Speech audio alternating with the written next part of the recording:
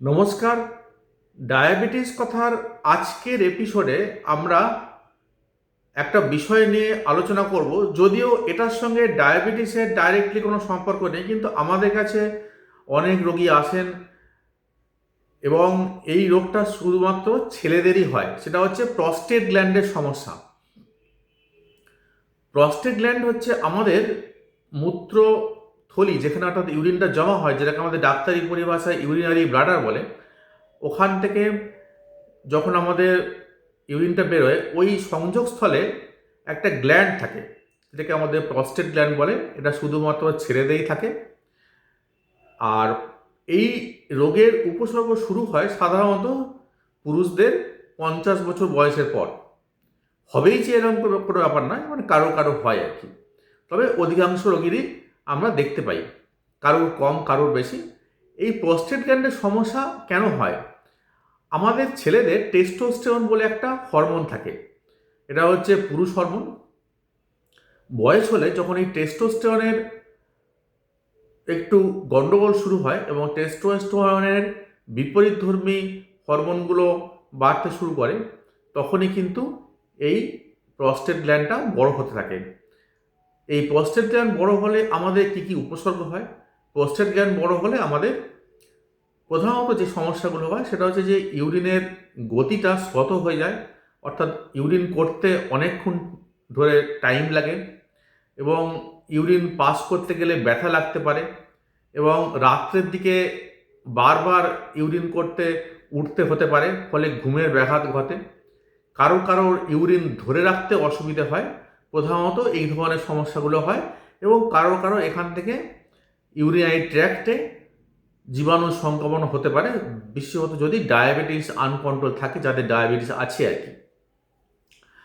আর যদি এই গ্ল্যান্ডের চিকিৎসা আমরা ঠিকমতো না করি, তাহলে কিন্তু ভবিষ্যতে হয়তো আরও বড় হয়ে গিয়ে গ্ল্যান্ডটা অপারেশন করতে হতে পারে। যদিও এখন অপারেশনের খুব বেশি ঝামেলা হয় না, এখন লেজার এর মাধ্যমে সার্জারি করা হয়। তো যদি এই উপসর্গগুলো যেগুলো বললাম, এগুলো কোনো পুরুষ মানুষের 50 বছর বয়সের পর দেখা যায়, তাহলে আমাদের দুটো টেস্ট করতে হবে। একটা ultrasonography of kidney ureter bladder prostate, সংক্ষেপে ইউএসজি কে ইউবিপি বলে।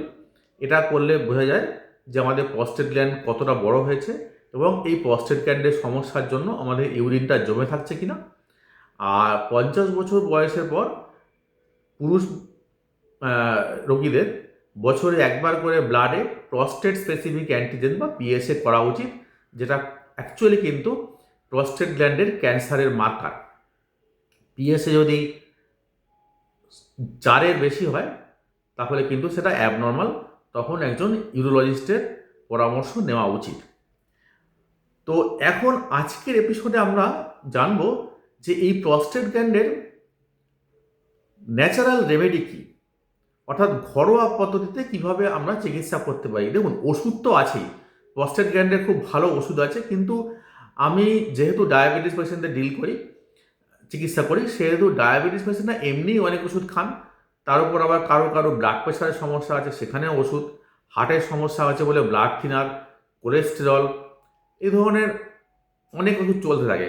তার সঙ্গে আবার যদি একটা প্রস্টেটের আমরা ওষুধ যোগ করি, তাহলে কিন্তু কিছু কিছু পার্শ্ব প্রতিক্রিয়া হতে পারে। যেমন প্রস্টেটের গ্ল্যান্ডে কারো ওষুধে কারো কারো জিভ শুকিয়ে যায়, কারো কারো মাথা ঘুরতে থাকে এবং কারো কারো অনেক অনেক অন্যান্য হরমোনের সমস্যাও জনিত কারণে আপনার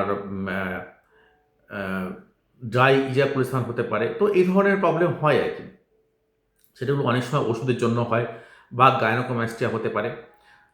তো ঘরোয়া রেমেডি কী আছে? ঘরোয়া রেমেডি হচ্ছে যে আমরা যে টমেটো খাই, টমেটো খুব বাজারে খুব সহজলভ্য, ইজিলি পাওয়া যায়। দুটো টমেটো, দুটো বা তিনটে ম্যাক্সিমাম আর কি, ছোটো হলে তিনটে, বড় হলে দুটো টমেটো স্ট্যান্ডার্ড, আপনি একটু সেদ্ধ করে নেবেন প্রথমে গরম জলে, 15-20 মিনিট সেদ্ধ করলেই হবে।